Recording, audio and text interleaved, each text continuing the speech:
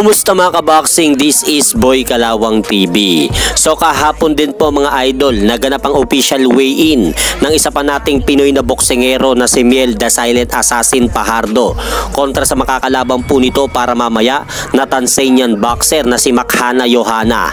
At dahil po dyan, kapwa nga po silang dalawa tumimbang na magkapare sa timbangan na eksaktong 112 pounds.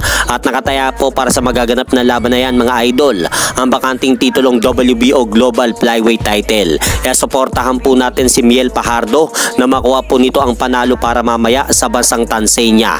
At sa kabilang banda, sa kapares na lugar pa rin po mga idol sa bansang Tanzania, naganap rin kahapon ang official weigh-in ng isa pa nating Pinoy na kababayang boksingero na si Adrian Lerasan. At haharapin naman po nito mamaya ang isa pang pambato ng bansang Tanzania na si Salmin Kasim. At sa kanila nga po naganap na official weigh-in kahapon, wala nga pong binanggit kung anong timbang ng dalawang boksingero sa kanilang nangyaring official weigh-in.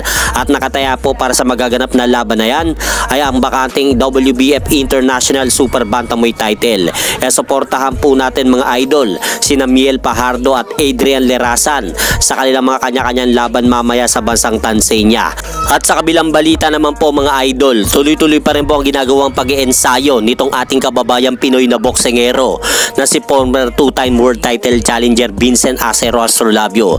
Dahil noong nakaraang araw ipinost nga po ng Viva Promotion na kahit araw ng Kapaskuhan ay tuloy-tuloy pa rin po daw ang ginagawang pag-iensayo nitong si Vincent Astrolabio at ng head trainer nito na si Coach Aris Buenavides para sa nalalapit na laban ni Vincent Astrolabio kontra dito sa Thai boxer na si Prasisak Pamprom sa darating na February 15 sa sunod na taon sa Kulaman, Sultan Kudarat. Kaya makikita po natin dito mga idol na porsigido nga po nung muling makabalik si Vincent Astrolabio sa mundo ng boxing matapos ang mapait na pagkatalo nito kay WBC World Bantamweight Champion Junto Nakatani nung nakaraang buwan. At hanggang dito na lang po muna ang aking update sa mga aganapan sa mundo ng boxing. At syempre mga idol, huwag nyo rin pong kalimutan, pakisuportahan nyo naman po muna ang ating munting channel. Maraming salamat po.